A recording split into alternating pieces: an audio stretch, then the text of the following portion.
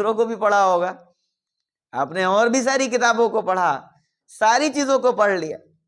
تورات بھی آپ نے پڑھی، زبور بھی آپ نے پڑھی، انجیل بھی آپ نے پڑھی، دیگر دنیا میں بہت ساری بڑی بڑی کتابیں آپ نے پڑھی، پھر آپ نے قرآن کی طرف رخ کیا، اور جب قرآن کھول کر دیکھا، قرآن کی تفاسیر کو پڑھا، تو اس کا ایک الگ عنوان،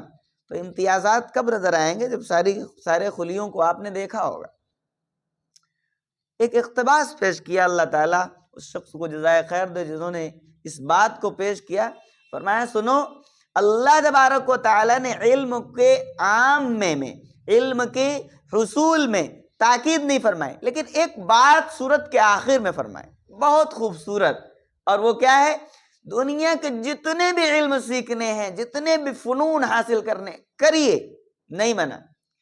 لیکن ان سب علوم کا آخر قرب الہی ہونا چاہیے۔ سارے علوم کا آخر تم اللہ رب العزت سے، اپنے اس مالک حقیقی سے قریب ہو،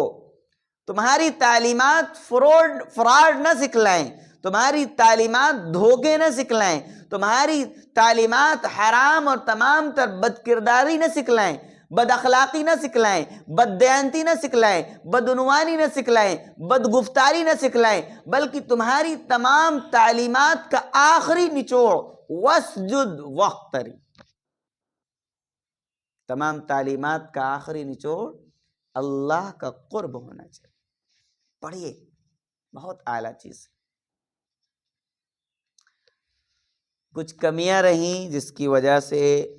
آج یہ مار پڑ رہی ہے، اور کہاں تک پڑے گی اس کا نہیں علم ہے، بس اللہ تبارک تعالی تمام ایمان والوں کی، خصوصاً انسانیت کی، صرف ایمان والے نہیں اس گھراؤ میں ہیں،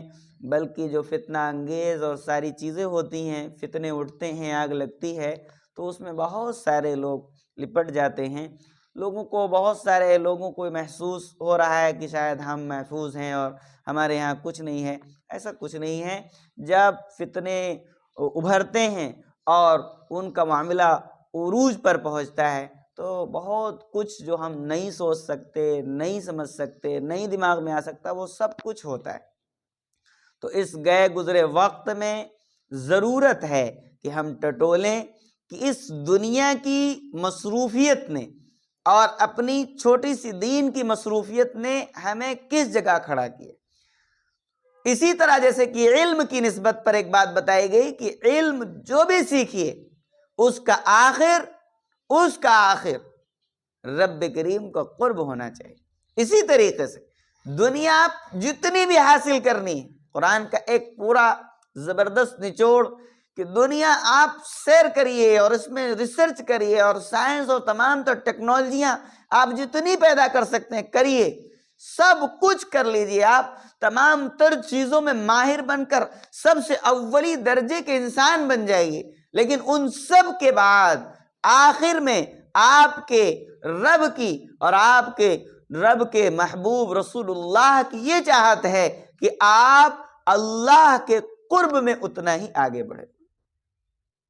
چاہے وہ علم میں بڑھنا ہو، دنیا میں بڑھنا۔ اگر آپ اپنے مالک حقیقی سے راہ موڑ رہے ہیں تو وہ چاہے جون سی بھی چیز ہو، وہ آپ کے لیے مفید نہیں ہے، وہ آپ کے لیے پھر نقصان دہ ثابت ہونے والی۔ تو اللہ تبارک و تعالی نے یقیناً بندوں کے لیے جو چیزیں پیش فرمائی ہیں، یہ سمجھیے کہ اللہ تعالی نے بالکل بندوں کو ایک نچوڑ کے ایک بہت خوبصورت چیز دے دی۔ تو اللہ تبارک و تعالی ان حالات حاضرہ میں اور مکمل طور پر آزمائشوں کے حالات میں کہ ہم سوئیں اور صبح اٹھیں تو نہ روتے، آنسو بہیں آنکھوں سے، اور نہ دل پہ ہم ہاتھ رکھ پائیں کہ صبح اٹھے تو پتہ چلا کہ عناصر نے، دشمنان نے صبح اٹھنے سے پہلے ہی اللہ کے گھر محرولی مسجد کو